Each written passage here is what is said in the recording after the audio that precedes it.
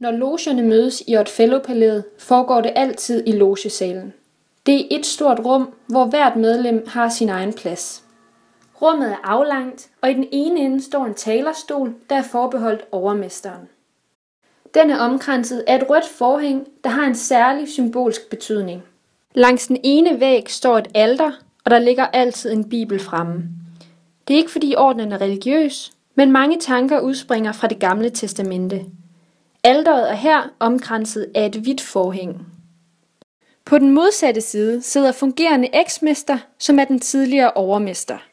Her har forhænget en symbolsk lilla farve. Langs væggene står der en masse grønne velurstole. Hvert medlem har sin helt egen stol i salen. I midten står der 4 stole mere. Her sidder ceremonimesteren og en inspektør.